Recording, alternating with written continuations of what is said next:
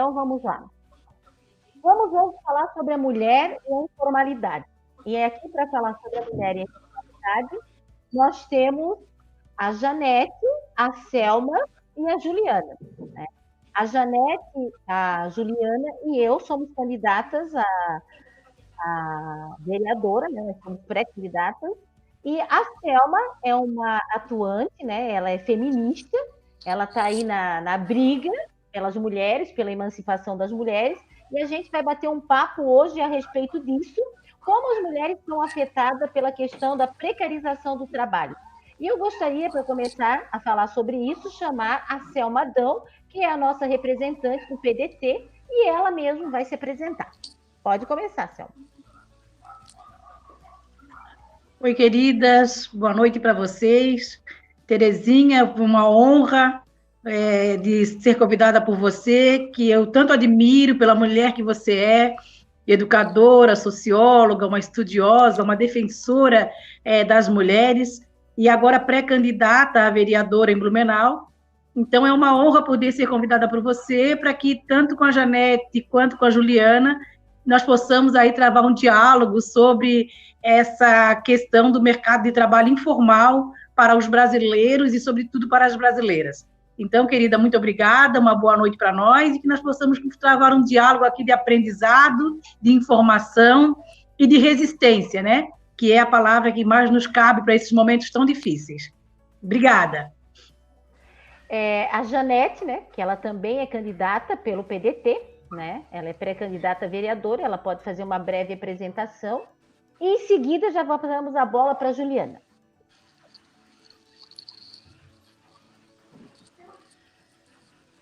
Está fechado o microfone, Janete.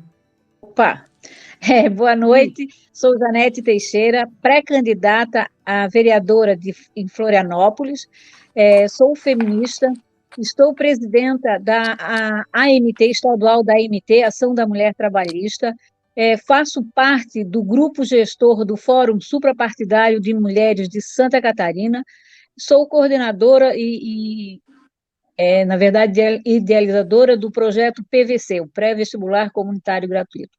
Então, estamos aqui. Muito obrigada, Terezinha. É uma honra aqui estar com você, você sabe disso.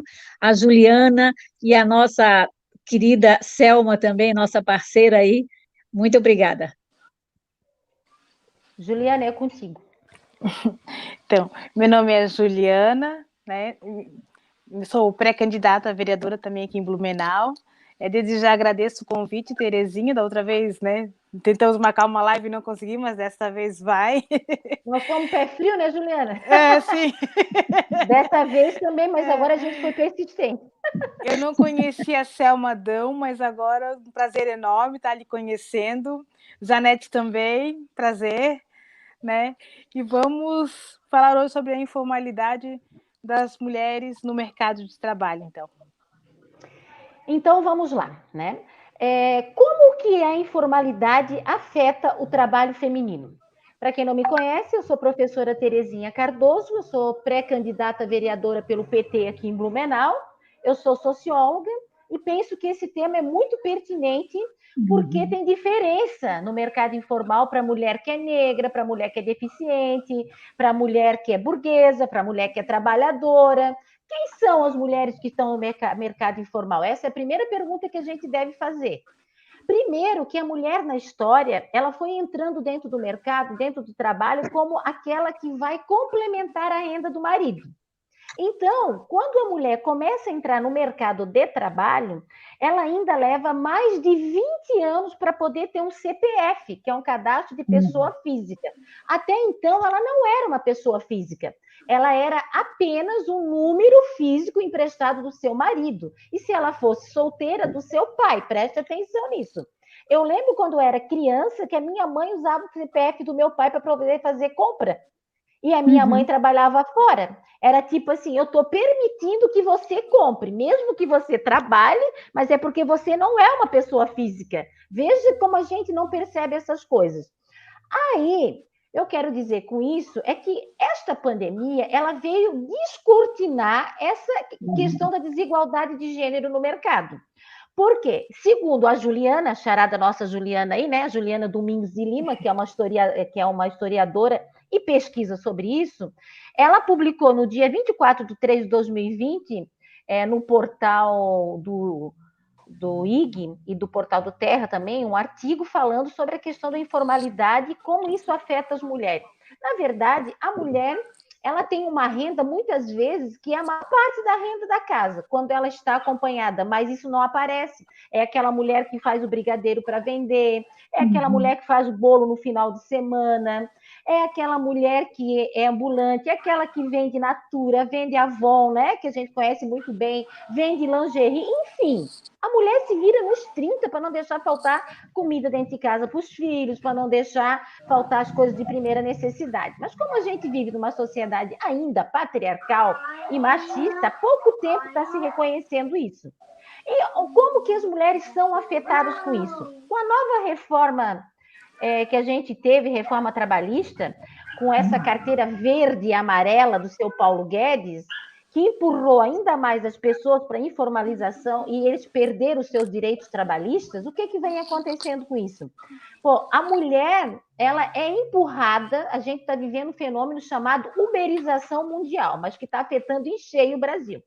Aí a mulher fica um pouco mais, né, velha, coisa e tal, ela está trabalhando lá no banco. Vou dar um exemplo isso. A mulher lá no banco está trabalhando, ela ficou um pouco mais de idade, ela já não trabalha mais no caixa, porque eu tenho que ter uma mulher de aparência bonita, eu já boto ela lá para trás, onde as pessoas não veem. Daqui a pouco eu já mando ela embora. E esta mulher, ela vai para o mercado informal, porque ela já tem uma certa idade, é difícil de competir no mercado de trabalho. Aí acontece o quê? Ela vai trabalhar no iFood, ela vai trabalhar no Uber, por quê? Porque o horário ele é ajustado para as suas necessidades. Ela precisa pegar o filho na creche, ela precisa levar o filho na escola, ela precisa, enfim, limpar a casa, precisa dar um jeito. Se a gente tem que pensar que nós temos 52% de famílias brasileiras onde as mães são provedoras sozinhas, e daí ela tem que se virar ainda mais nos 30. Mas olha o que acarreta isso para a mulher. Ela, uma vez que está trabalhando no Uber, no iFood, nos aplicativos, seja como for, de maneira informal, ela acaba não tendo direito a férias, ela não tem 13º, ela não tem garantias trabalhistas. Ela, se ficar grávida, não vai ter a licença maternidade. E daí as pessoas dizem para as mulheres, e colocam isso na cabeça de muitas mulheres, você vai ser empreendedora de si mesmo. Eu não posso mais ouvir essa palavra empreendedora. Não, você é trabalhadora. Empreendedora do quê, gente? Empreendedora do nada? Aí você pega, o pessoal vai ali na TV, vocês devem estar assistindo muito agora na pandemia, e coloca ali na TV iFood, aquele filho que tem muito orgulho da mãe, que ela entrega comida pelo aplicativo de bicicleta, ganhando R$2,50 cada entrega de um sanduíche, de um iFood. Outro dia, uma senhora aqui perto da minha casa me disse, eu quase chorei, gente. Era frio, estava chovendo, ela disse que ela ia fazer 2 entregas. Eu falei, posso fazer uma pergunta? Ela falou, pode. Quanto é que tu ganha? E é 5 quilômetros daqui onde é que ela tinha que fazer a entrega. Eu ganho R$2,50 por entrega. Eu fiquei olhando assim para ela, falei, como? Tu vai ganhar R$5 para ir lá e voltar? Para quem está nos ouvindo, eu moro na Fortaleza, tipo assim, é lá na escola agrícola, só que ela vai lá, ela leva e ela tem que voltar no lugar onde faz o lanche, para levar de novo. Eu perguntei, quanto mais ou menos de quilômetros tu faz por dia de bicicleta? Ela falou, depende, 15, 20, 30. Ela falou, já cheguei fazendo um sábado 45 quilômetros. Para ganhar, sabe quanto? R$15. Daí as pessoas falam de meritocracia. Gente, mas é melhor estar trabalhando que não fazer nada. Ninguém está dizendo que não é para trabalhar, está entendendo? Estou falando que tem empurrado para isso. A mulher, ainda que é provedora da sua própria casa, ela vai fazer qualquer coisa para botar comida dentro de casa para o seu filho. Ela vai se submeter a qualquer coisa. Mas olha a gravidade disso. Se uma mulher dessa, por acaso, engravida qualquer coisa, né? Claro que muitas vão engravidar, né, gente? Mesmo tendo companheiro, não tendo que não interessa. Aí tem um probleminha. A gente já não tem creche para crianças de 0 a 4 meses. Elas só podem entrar na creche até 4 meses. Ela vai ficar 4 meses sem trabalhar? Quem é que vai cuidar do filho dela? Outra pergunta. Então tá. Lá em São Paulo começaram a fazer creche já a partir, escuta bem, de 15 dias. para atender essas mães que foram empurradas para o mercado informal. Mas o que está acontecendo? Aí a criança não está amamentando, a mãe não consegue dar mamar para ela, e isso que afeta o desenvolvimento da criança, afeta o relacionamento da família. E o que vai acontecer isso? Cada vez mais a precarização. E atinge em cheio a mulher, porque quando a mulher está entrando no mercado de trabalho, aí vem a precarização. Olha o caso das empregadas domésticas. A Dilma foi e fez a PEC da empregada doméstica. Vocês estão lembrando? Eu lembro muito bem. Em 2016. Sim. Foi um chororô, ninguém queria pagar, porque isso é um absurdo. Onde é que você se viu pagar 13º? E era aquelas socialites chorando para tudo quanto é lado. Aí, tá, choraram, mas não diminuiu o emprego, coisa nenhuma. Elas ganharam os seus direitos. Aí vem o Michel Temer, né, o mordomo lá do Nostradamus, e acaba com tudo. Vem o Michel Temer e nós retrocedemos na questão das leis das empregadas domésticas. E hoje a empregada doméstica está trabalhando, sendo obrigada com CNPJ. O patrão obriga ela a fazer um CNPJ para ela trabalhar fingindo que ela é empreendedora. Não que tenha nada, mas daí você teria você não né? Na verdade é uma autônoma. E o cara não está pagando para ela nem o 10º, nem as férias, não está pagando para ela nenhum direito, nem fundo de garantia, nem nada, tá entendendo? É tudo por conta dela. Então, as mulheres empregadas domésticas foram atingidas em cheio, porque aquelas que têm carteira assinada e tudo mais, acabaram indo para o mercado de ser diarista, porque daí eu trabalho só 3 vezes por semana e não crio um vínculo empregatício. E quando eu trabalho direto, eu faço um CNPJ, que é permitido agora pelo Paulo Guedes, com essa reforma aí, né, trabalhista. Janete, o teu áudio está ligado. Pela reforma trabalhista, e daí o que acontece? Essa reforma trabalhista prejudicou ainda mais as mulheres. E a reforma da Previdência, né, que depois vocês vão falar com mais propriedade até do que eu, ainda mais em cheio. As pessoas não conseguiram perceber ainda que para você se aposentar integral, você tem que trabalhar 49 anos. Eu vou repetir. 49 anos pagando. E para você se aposentar proporcional e por idade, você tem que ter idade e 40 anos de contribuição. Tá entendendo? Então, veja bem, as mulheres que quando tem bebê e não tem creche, geralmente é ela que sai do emprego, não é o marido, não é o companheiro. Já perdeu um tempo aí.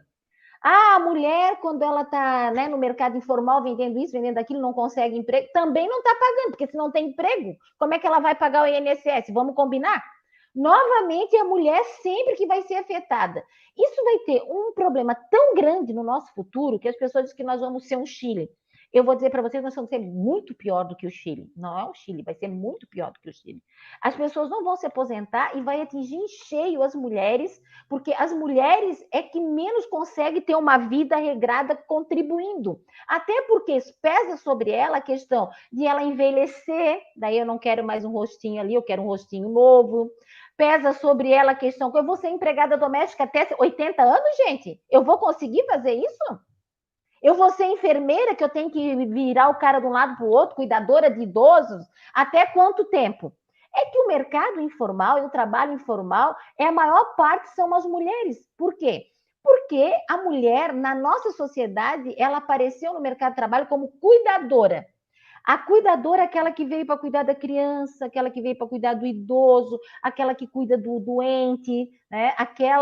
Veja bem, aquela que é super bem valorizada no Uber, porque ela recebe lá elogios, porque ela é educada, porque ela é isso, mas ela não ganha nada mais do que ninguém, tá entendendo? Ela tá ganhando a mesma coisa. Eles só estão fingindo ali. A plataforma está ganhando muito. E as pessoas dizem o seguinte: mas é melhor isso do que nada. Gente, a gente tem que lutar para que a gente tenha os direitos trabalhistas preservados. A gente tem que lutar que agora, né? Agora foi aprovado isso, nós temos que lutar para voltar a ter os nossos direitos trabalhistas que a gente lutou tanto para ter. Assim como a reforma da Previdência. Quantas mulheres vão chegar a se aposentar, gente? Praticamente ninguém. Isso é muito grave, isso é gravíssimo. E quem chegar a se aposentar, que não vai ter 40 anos de contribuição e idade, vai ganhar 60% que ganhava. Vocês sabem, eu quero dar esse dado para terminar a minha parte, que segundo o IBGE, uma mulher trabalhando e um homem trabalhando, a mulher de carteira assinada, enfim, com todos os seus direitos, ela ganha em média R$ 1.700 e o homem ganha R$ 2.300. Então, veja bem, o homem na aposentadoria ainda vai ganhar mais do que a mulher, porque vai ser feito o quê? Um cálculo. A mulher ganhou a vida toda, em média, 1.700, ela vai ganhar só 60% do que ela ganhava, se ela vai se aposentar parcial. Uma mulher vai ter que sobreviver com R$ 900. R$ 1.000, ela ganhava 1.700, ela vai ter que sobreviver com 900 e poucos reais. O homem ganhava 2.300, vai sobreviver com 1.400.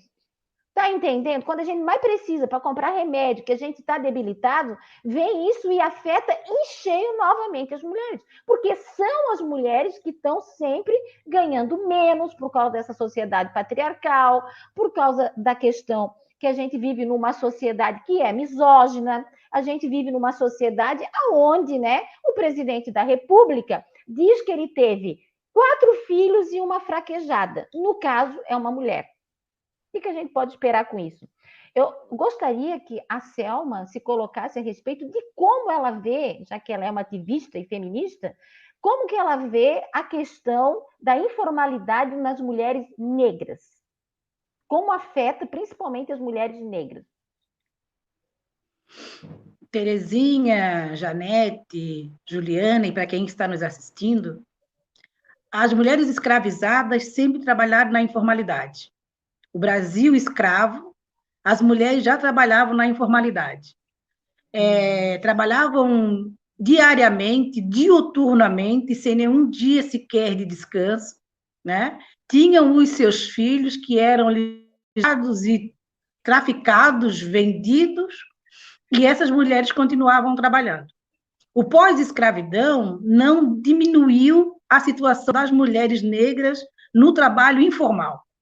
Mesmo que seja um sonho dos brasileiros terem a carteira assinada, e o direito à carteira assinada acontece no ano de 1932, com Getúlio Vargas, quando ele institui a carteira de trabalho para os trabalhadores brasileiros, e aí não inclui-se as mulheres, e, sobretudo, jamais as mulheres e os homens negros, porque para estes não havia o trabalho informal, o formal.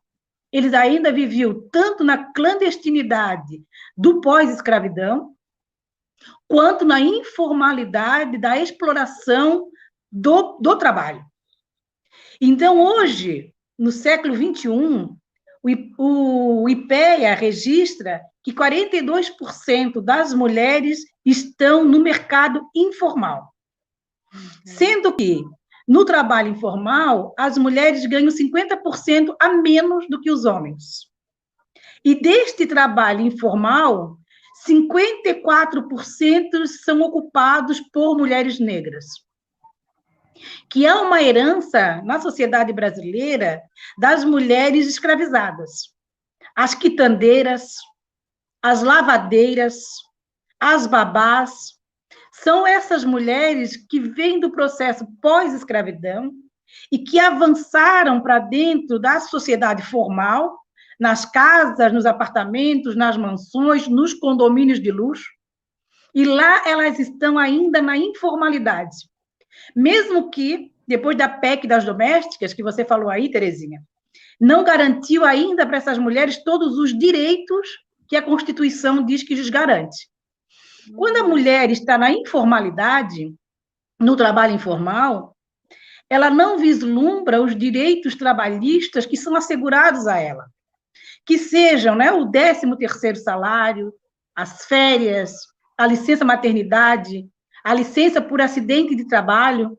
Quantas mulheres sofrem qualquer tipo de acidente do trabalho e ficam aí ainda desalentadas, desempregadas, porque ela não está na rede de seguridade.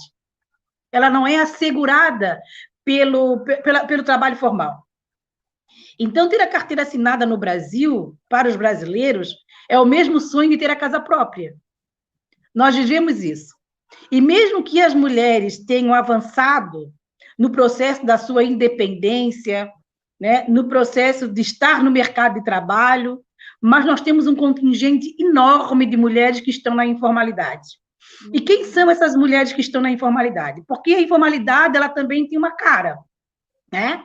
São as mulheres periféricas, na grande maioria, são as mulheres empobrecidas, são as mulheres negras e são as mães solo, que a Terezinha falou aí.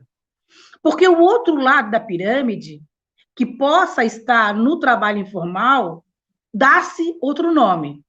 São consultoras, são designers, são aplicadoras. Os nomes são totalmente diferentes e esses nomes, eles minimizam o impacto que é causado pela informalidade. Então, num estado como eu moro em Florianópolis, mas num estado como Rio, São Paulo e Florianópolis não deve ser diferente, em que mulheres, e eu conheço uma muito de perto, uma mulher fantástica, que acorda às 4 horas da manhã para fritar as suas coxinhas de galinha, aquelas coxinhas deliciosas, de rua, que com o impacto da pandemia, que as pessoas também não estão nas ruas, com o impacto da pandemia que afetou a informalidade, porque essa mulher, por exemplo, aqui de Florianópolis, que pega 2 ônibus a partir das 5 da manhã para montar uma barraquinha no centro da cidade, a partir das 7 horas da manhã, esse público também sumiu. E ela não está mais vendendo. Então, a pandemia do coronavírus, da economia, do descaso de um governo que não se preocupa com o povo, com a sua população, tem impactado de uma forma feroz as famílias e as mulheres.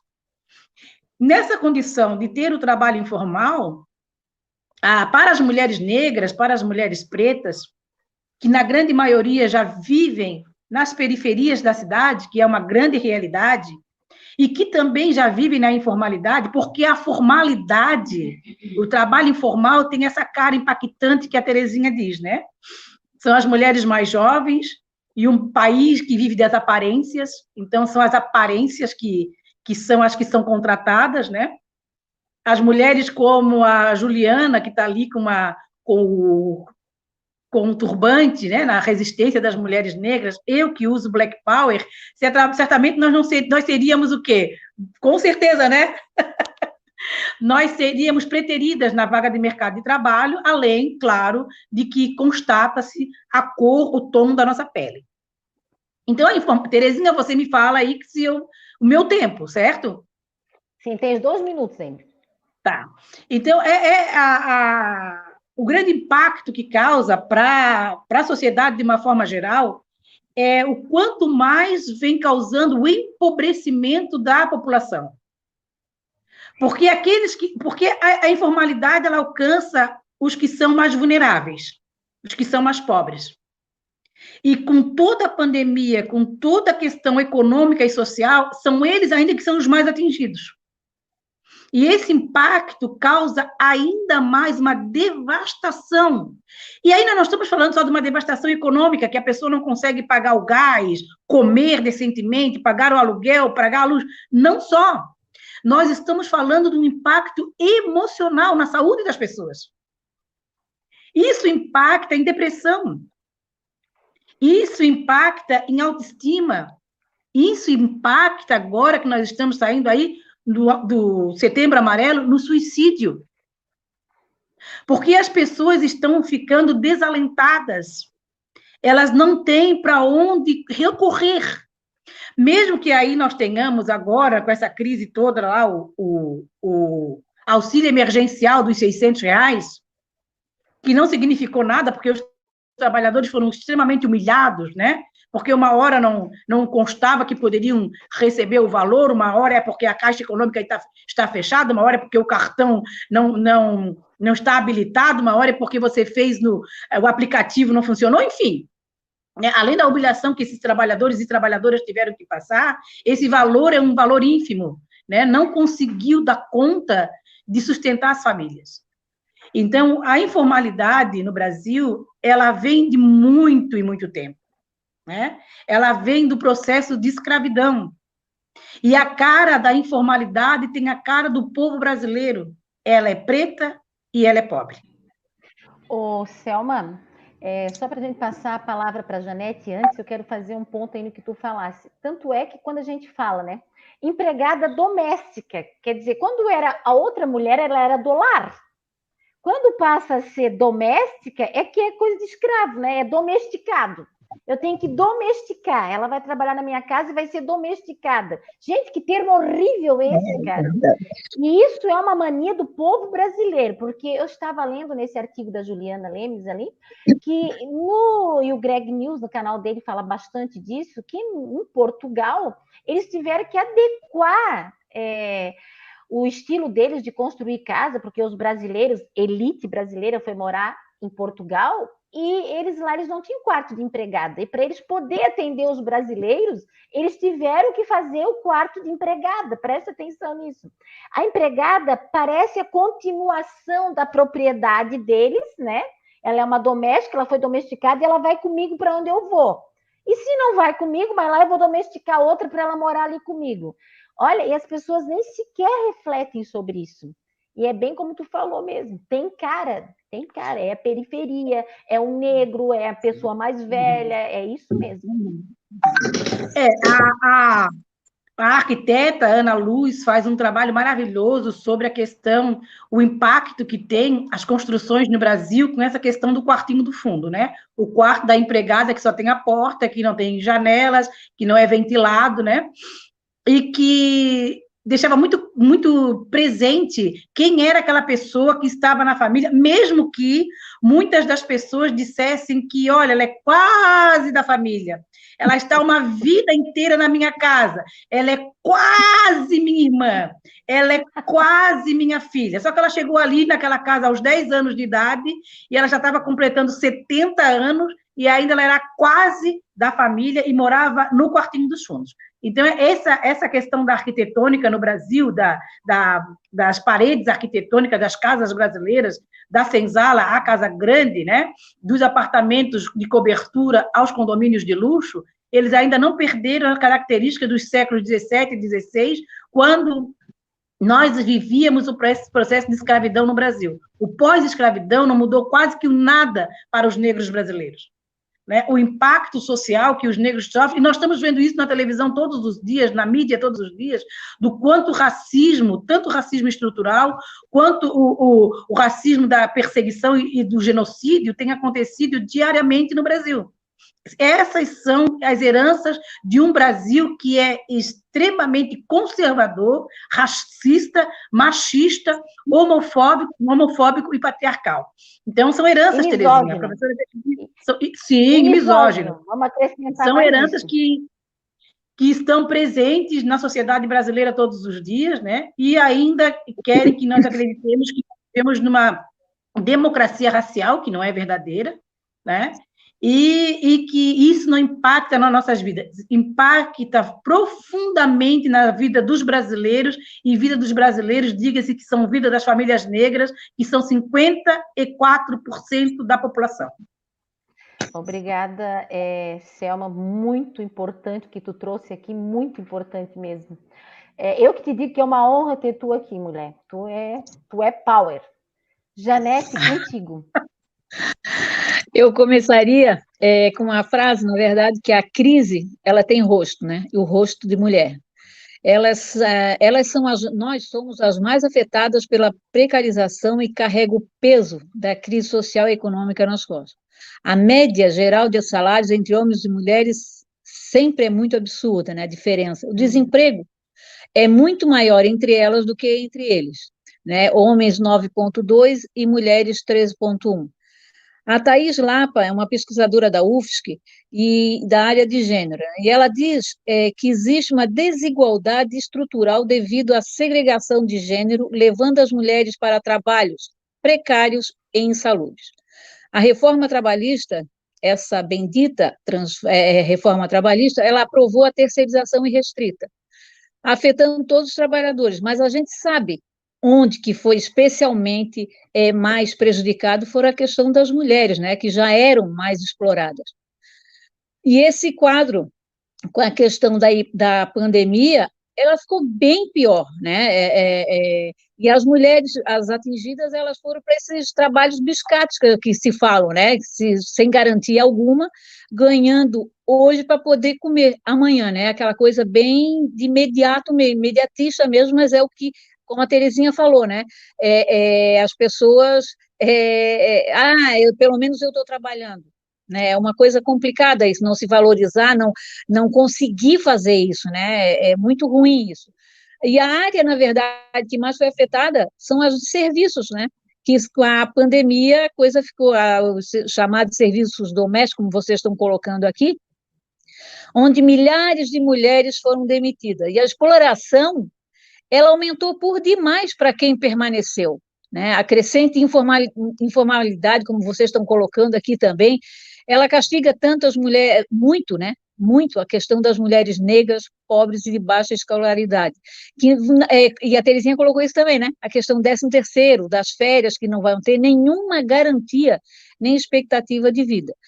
E assim, essas estratégias de sobrevivência são as mais variadas entre os trabalhadores desempregados, mas mais ainda entre as mulheres, né, que são as que mais sofrem nesse contexto devido à desigualdade estrutural. Vários tipos de serviços são buscados na informalidade feminina, né? E aqui vocês colocaram sobre a questão dos aplicativos, né? A uberização que tanto falam, né? E isso acabou se espalhando para todas as questões do iFood e tudo mais que tem aí. Então, eu queria colocar uma coisa aqui que aconteceu comigo. Eu, antes da pandemia, final do ano passado, eu comecei a trabalhar com Uber. E realmente, assim, é muito desigual, é muito cruel aquilo ali, porque todos eles na mesma prática, eles nunca, os trabalhadores, né, tem que ter o carro, todo o ônus é nosso, o bônus é deles, né, o percentual são eles que definem, e tudo isso acontece dessa forma. E só que, assim, existe uma coisa muito pior se é para homem e para mulher, que é a questão do assédio, a questão da violência, por sermos, só porque somos mulheres já sofremos muito com isso, principalmente num carro. Por quê? Ele entra num carro que é teu, ele está pagando o serviço, ele acha que com isso ele tem o direito de ser grosseiro, ser assediador e fazer qualquer tipo de violência. Então, assim, é muito difícil. E, assim, quando a gente fala da questão do ônus para os motoristas, é tudo, é a depreciação do carro, é o combustível, é o seguro diferenciado, que é um absurdo, bem mais caro, e que nada evita que a gente seja roubado ou assaltado. Mas é bem pior, e nós mulheres, eu estou dizendo de mim e de muitas mulheres da qual a gente convivia, a gente tinha um medo, era diário, era constante, era minuto a minuto, cada ligação, você ficava olhando para aquela foto que vinha ali da pessoa que estava, que era identificava que era um homem, alguma coisa assim, tu já ficava meio assustada, porque tu tem medo, tu pensa em todas as pessoas que estão ali, que dependem de ti, ou que são da tua família e tudo mais, e você fica preocupado, né? E daí, eu sempre fiz algumas observações para o aplicativo, pedindo que eles juntassem os dados e que fizesse com que motoristas mulheres atendessem mulheres. Não era difícil isso para eles, com certeza não, mas eles não queriam ter esse tipo de coisa, até que surgiu um aplicativo, o Woman's Driver, que era só motorista mulher atendendo clientes mulheres. Era maravilhoso, a segurança que a gente tinha ali era uma coisa assim muito diferente. Você não ia comer, você sabia que era uma mulher que você ia atender. E assim, eles não davam muito bola. O Uber, esses outros 99 e tudo mais, não davam muito bola para esse pessoal do Women's Drive que estava começando. Mas ele começou a crescer, porque as mulheres também que são clientes, quando pegam homens, elas também têm essa questão do medo. Meu Deus, quantas vezes que ela sentava assim, ai, que coisa boa que é mulher. agora eu posso sentar, eu posso conversar, eu posso até ficar muito tranquila aqui nesse banco, mas eu não tenho essa segurança com homens. Então, não era só nós que tínhamos esse problema, eram elas também, né? Então, assim, essa... E assim, o número de mulheres cresceu muito na questão dos aplicativos de carros, assim, né? De transporte. E nesse período aí, uma dos jornais daqui fez uma matéria, queria uma matéria, e entrou em contato com algumas mulheres, eu fui uma delas, em que a gente estava conversando sobre isso. O que ela queria saber? Ela queria saber o que a gente tinha de problemas naquele trabalho, naquele serviço, a questão da violência contra a mulher, o assédio, se existia isso realmente, se isso era realmente verdade. Então, todas as mulheres colocaram, e óbvio que eu coloquei, né, sobre essa questão. O medo que muitas mulheres se colocam ali. Eu tinha a opção maior até de fazer nos horários e ainda tinha isso, você tem que escolher horários para fazer, porque é muito arriscado, sim, é muito arriscado. Então, tu Janete, conseguia, mas minuto. Tá. As mulheres tinham que escolher, tinham que fazer de qualquer maneira, então elas se arriscavam muito na madrugada e tudo mais. Então, assim, é uma exploração, sim, elas acabam fazendo por essas questões, mas é óbvio que, na verdade, não é porque elas simplesmente querem, é porque realmente aquilo que ela falou, pelo menos eu estou trabalhando. E assim, essa questão aí tem que ser olhada mesmo, as mulheres se arriscam muito nessa questão, até por conta de que geralmente elas são as pessoas, as mulheres que estão pela família ali, né? E nesse processo, segundo Costa, pesquisadora da Unicamp, há uma total responsabilização e transferência de riscos e custos para o trabalhador, que não tem nenhuma remuneração mínima de trabalho assegurado.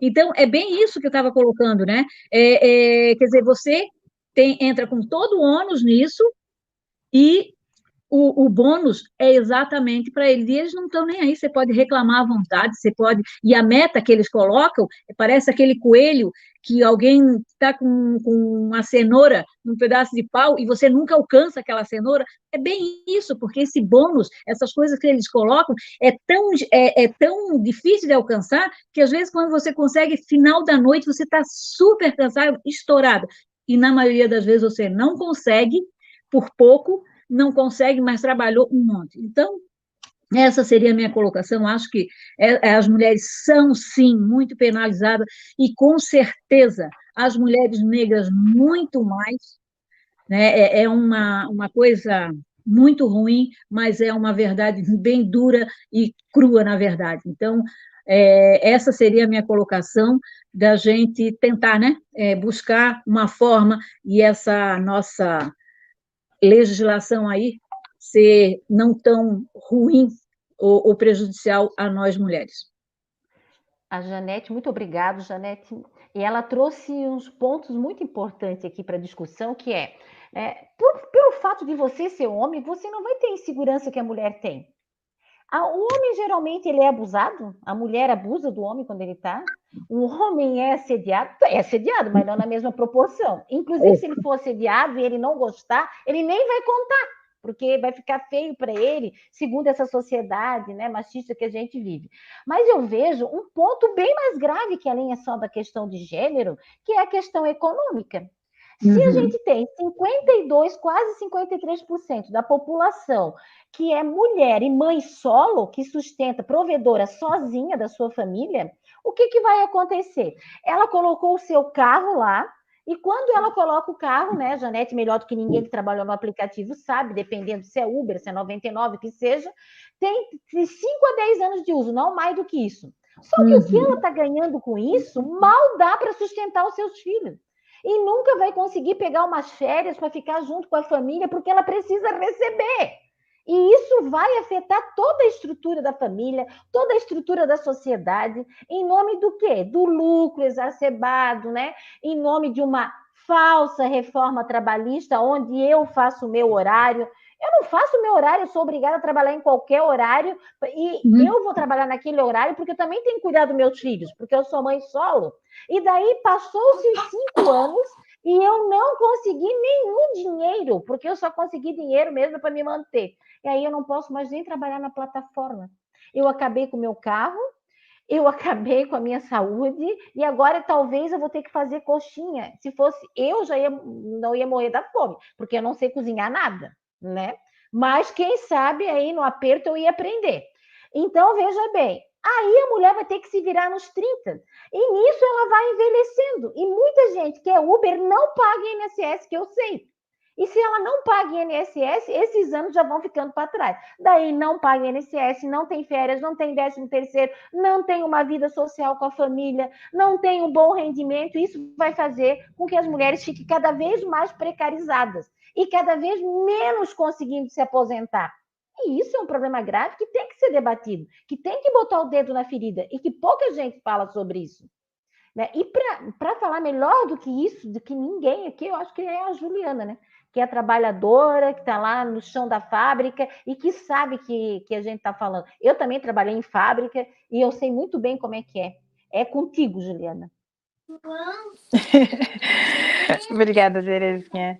Então, assim, dentro desse contexto todo, né, já sabemos que as mulheres negras são as mais afetadas, né, os trabalhadores, né, as pessoas com vulnerabilidade, né, social, né, homens e mulheres, né.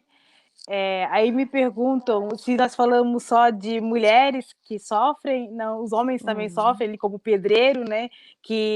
Pedreiro, carpinteiro, essas profissões informais, né? Sem registro em carteira, e mesmo com registro em carteira, foram as mais afetadas com a pandemia, né?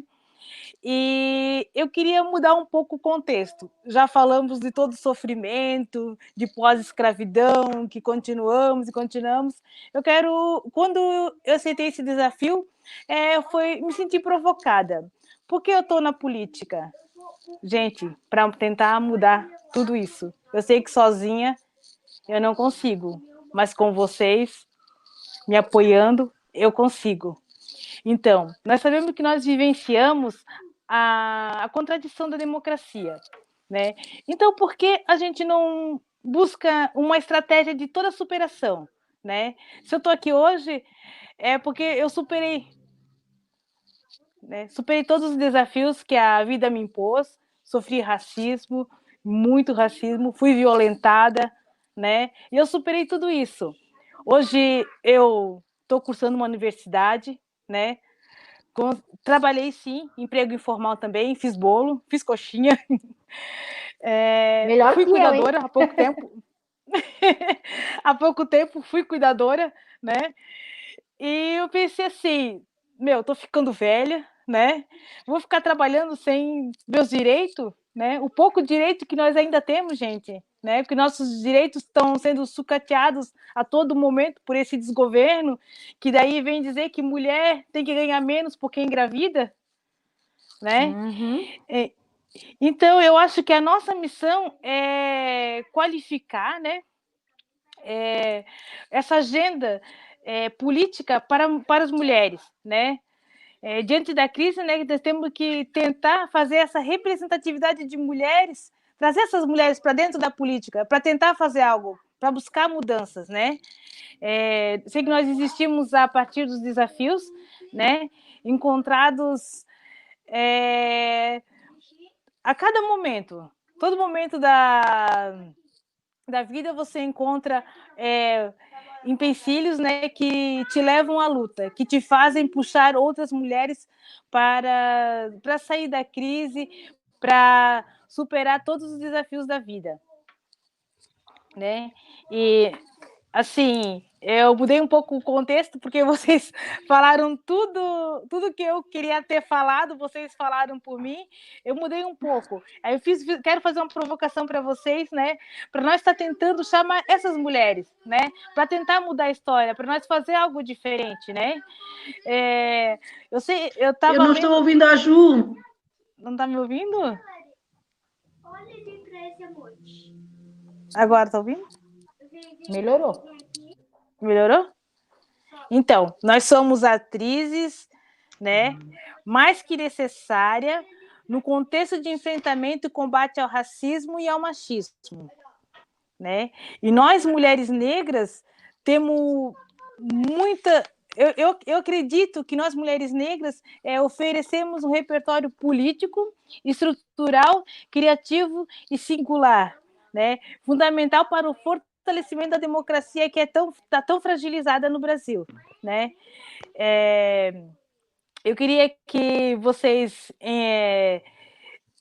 não desistissem de nós mulheres e continuassem a luta, seja agora em campanha política, ou seja depois. Vamos tentar trazer essas mulheres para estar, mais que nós, né? Para estar falando das nossas pautas, né?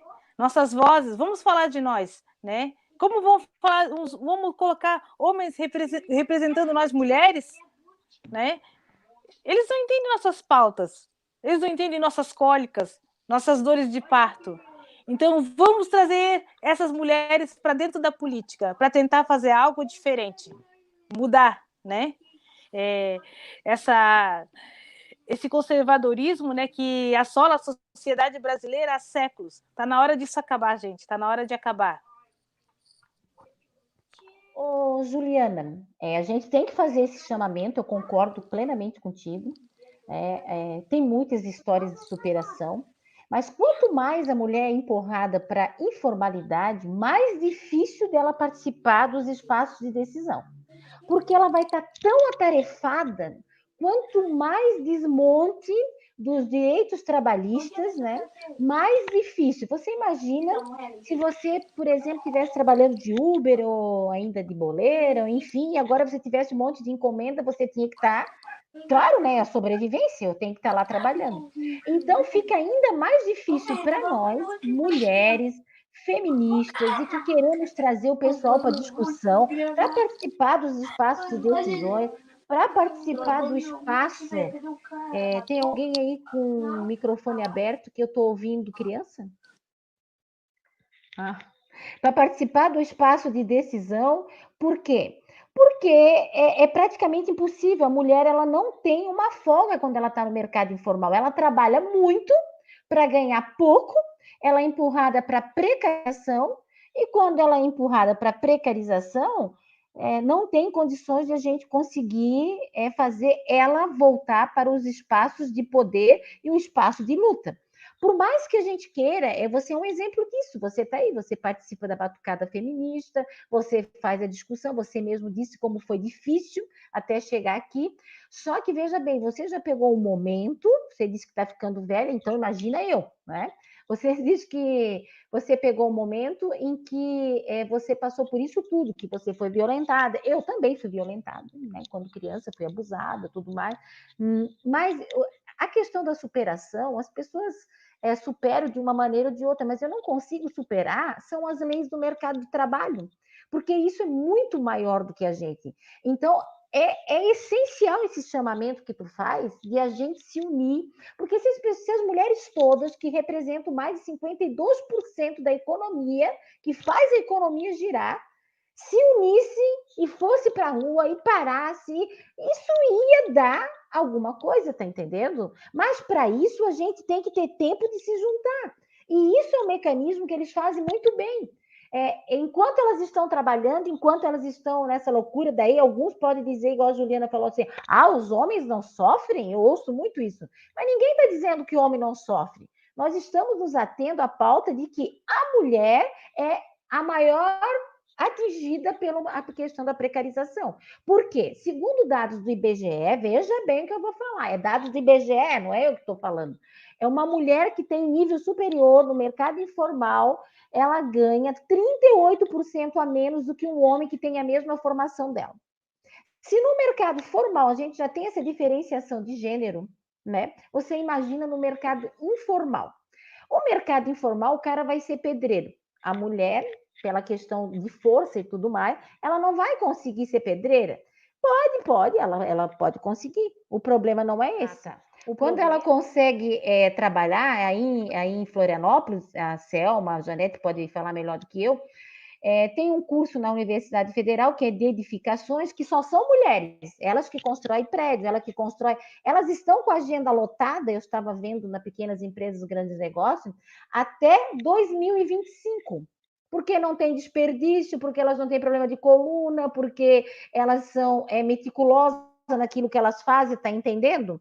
Mas você ainda não vê muita mulher trabalhando nesse ramo. Por quê? Porque a gente tem que enfrentar a questão da desigualdade de gênero, a gente tem que enfrentar a questão da desigualdade salarial, que uma coisa está ligada à outra, a desigualdade racial, que ainda piora, porque o que eu sofro não é a mesma coisa que você, a Selma, enfim, as mulheres negras e nem as deficientes, cada um tem a sua pauta e o seu lugar de fala. Eu não posso falar para uma mulher negra, eu não posso falar por uma mulher deficiente, eu posso falar por uma mulher e que é professora, e que vive o ambiente que eu vivo, enfim, eu posso compreender. Ter empatia é uma coisa, viver aquilo é outra diferente.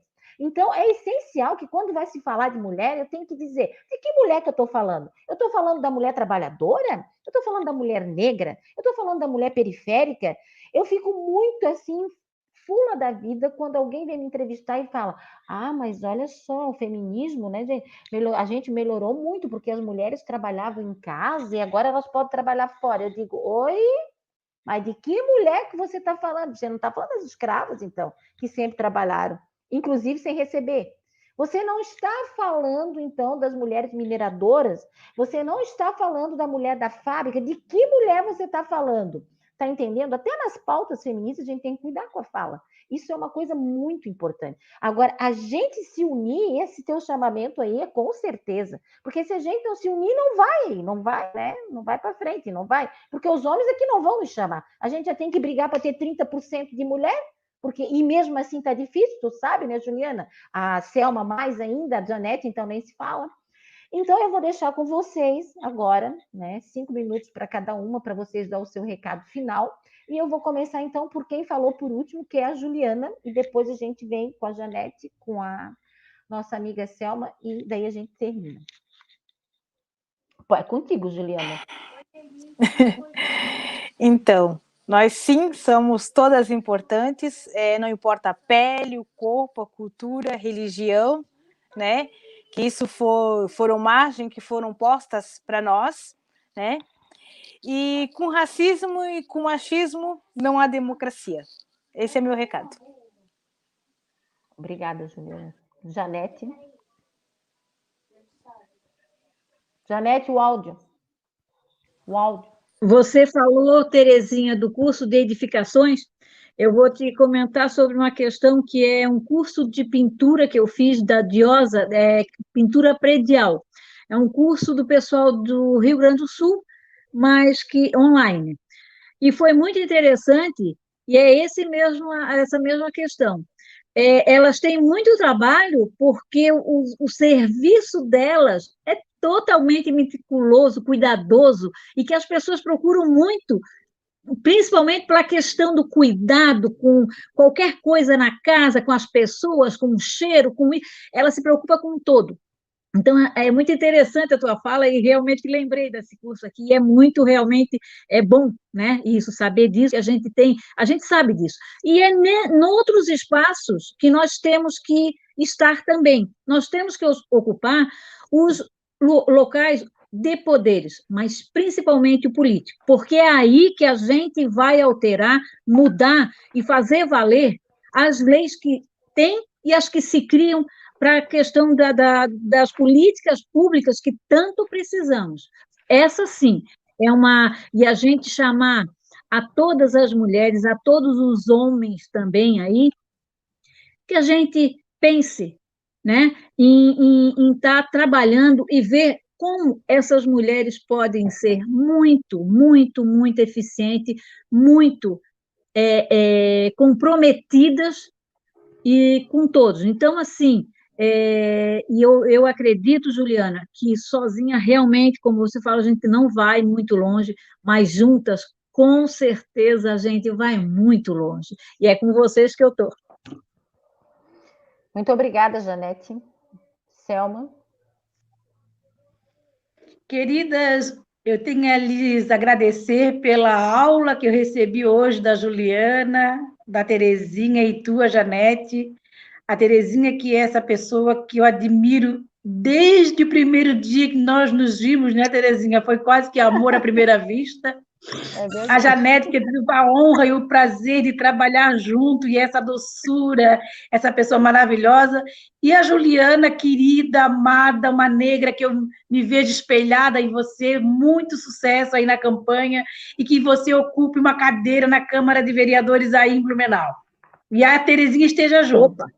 E dizer que o que eu quero para todas nós, mulheres, é um Brasil mais justo e um Brasil mais igualitário. Que nós possamos sair da informalidade e possamos ir para a formalidade. E que a unicidade, né, é que nós possamos estar juntas para que nós possamos vencer as batalhas. Olha, nós somos, as mulheres são a metade da população brasileira em qualquer espaço, né, em todos os municípios, nós somos a metade sempre. Nós somos a maioria, não a metade, a maioria. E ainda nos falta tanto alcançar os lugares que nós desejamos. Essa união de que a JUFA, né, as Mulheres Unidas, nós temos cada vez mais percebido que somente juntas, unidas, siamesas, nós vamos conseguir alcançar os objetivos que tantos desejamos.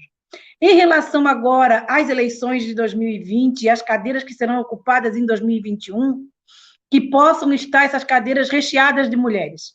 Mesmo que nós tenhamos aí as cotas dos partidos, 30% das mulheres, ainda é ínfima a nossa participação, o nosso espaço ocupado, né? Então, como diz a Janila, que nós possamos aí fazer o nosso espaço, nosso lugar de fala, que possamos ocupar os nossos lugares de direito, e que nós, mulheres, com a nossa garra, a nossa força, a nossa sensibilidade, possamos criar projetos que envolvam a todas e a todos, para que possamos ter mulheres mais felizes, mais completas, e que possamos fazer dos municípios espaços de justiça, de igualdade, de fraternidade e de amor. Então, minhas queridas, um beijo grande para vocês, um prazer poder falar com vocês essa noite, e em 2021, quando eu abri a internet para verificar as eleitas nas câmaras de vereadores dos municípios, eu vou ler lá o nome da Terezinha Cardoso, da Juliana Gertrudes e da Janete Teixeira, para que eu possa, daqui, da janela da minha casa, soltar fogos e dizer: temos mulheres que nos representam na Câmara de Vereadores dos municípios. Um grande axé, muito beijo, força e luta. Bem, obrigado, Selma. Eu quero dizer aqui que muitas pessoas costumam dizer, né, principalmente aquelas pessoas que assistem nossas lives para nos criticar, que é importante, porque a gente também precisa de crítica para crescer, que, na verdade, é importantíssimo falar assim, porque as mulheres estão trabalhando como manicure, as mulheres estão trabalhando no salão de belezas, as mulheres trabalham de vendedora de lingerie, de ambulante, cuidadoras de idosos, na creche, assim por diante. E a gente aqui, um grupo de professoras, amigas minhas, a gente nessa pandemia foi entregar a cesta básica para alunos carentes. Eu quero te dizer que eu não gosto de falar porque eu choro. Todas as casas que a gente foi, todas não, 90% as mães eram solos, sozinhas, sem dinheiro, sem saber acessar. Então a gente ensinou como se acessava, como se fazia, elas não tinham nem acesso à internet. Entregamos cestas básicas. Tem algum lugar que a gente ia entregar uma, a gente acabou entregando 3, que a situação era caótica. Mãe com 3 filhos, 5 filhos, e elas iam saindo de porões, que aqui parece que em Blumenau não existe pobreza, não é verdade? E são 3 tipos de pobrezas que a gente identificou aqui, que era mãe saindo de lugares assim, de porões, coisa e tal, era aquela pobreza que ela trabalhava antes, tá entendendo? E quando a gente entregava a cesta, ela chorava, e a gente perguntava, mas está chorando por quê? Porque eu nunca precisei disso antes. Eu estou me sentindo envergonhada. Preste atenção. Além dela estar passando por aquilo, ela está se sentindo culpada. A gente tem que trabalhar para que as mulheres não se sintam culpadas disso. Ela está sozinha, cuidando dos filhos, tem que pagar aluguel. Teve uma senhora que eu não vou esquecer jamais isso. Ela me abraçou começou a chorar e disse: amiga, eu nunca passei por isso. Cara, aquilo ali me matou. Ela estava com 3 filhos e um ela tinha levado para casa, não sei de quem, porque ela não tinha comida para dar. Mas, Aí Terezinha, a pandemia mostrou para nós também a cara da desigualdade, né? Que as pessoas, mesmo que essas pessoas pudessem dizer para você, olha, eu nunca passei por isso, mas eu duvido que ela não passe apertos todo final do mês para dar conta dos recados. Só que agora o aperto apertou mais ainda, né? E aí ficou gritante. Mas é uma desigualdade tão grande que a gente faz de conta que não vê.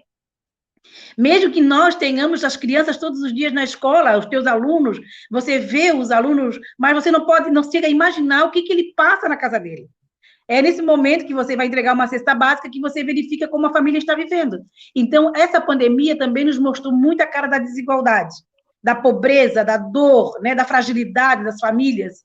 Então, é mais uma lição para que a gente possa enxergar, sobretudo, essas mulheres que são as mães provedoras da família, né, e que estão passando por esses momentos tão delicados, e que só agora ficou muito mais delicado ainda pela proporção que está causando esses quase 8 meses, né, 5, 6 meses aí de pandemia, e que essas mulheres estão vendo que a vida está sendo achatada do ponto de vista econômico, do ponto de vista material, do ponto de vista físico, emocional.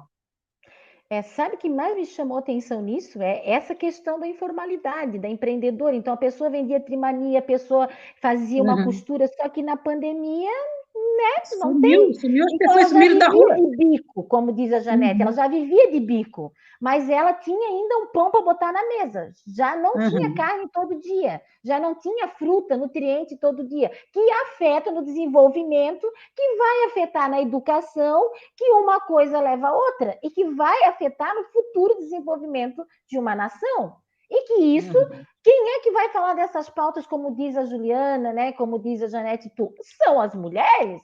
Os homens não vão falar sobre isso? Serão vocês que irão falar dessas pautas quando forem eleitas vereadoras, depois deputadas, e depois prefeitas, depois governadoras, depois presidentes da República. Serão vocês que irão discutir essas pautas, as mulheres. Ai, Selma. Que bom, né? Tomara mesmo que fosse isso. A gente está batalhando para isso, né? Mas eu quero terminar essa live dizendo umas palavras que são da Carolina Maria de Jesus, que eu amo, e que isso me lembra bastante a informalidade das mulheres, não só na pandemia, mas no dia a dia, que ela dizia o seguinte, que hoje eu acordei e vi os pássaros, e os pássaros ainda estão no ninho. E os pássaros, ela diz, devem ser mais felizes do que nós que moramos na favela e mulheres faveladas, porque eles dormem, mas eles não estão com fome. E a favelada e a mulher sozinha, ela dorme com fome e ela não acorda, porque a fome continua. É isso. E isso aí me emociona, porque hoje eu sei que milhões, se tem uma coisa que dói, é uma mãe não poder dar um pedaço de pão para o seu filho. E criança não precisa só de pão, né, gente? Criança precisa de tudo. É isso. Muito obrigado, Selma. Tu faz parte da minha história. Esse teu cabelo Black Power aí. A Juliana, que é uma guerreira, botou ali a cara para bater, né? Que não é fácil. A Janete, que se vira nos 30, briga com todos os machos aí do partido, não interessa quem seja. É isso aí, gente. Eu acho que a gente deu o nosso recado hoje. Eu estou muito grata a vocês e eu faço as palavras da Selma as minhas palavras. Aprendi hoje muito junto com todas vocês. Muito obrigada. Tchau. Obrigada, querida. Muito obrigada por vocês existirem na minha vida. Uma boa noite para vocês. Obrigada. Obrigada, tá? Tchau, até 15 de novembro. Até lá. Um beijo. Beijão. Beijo. Beijo.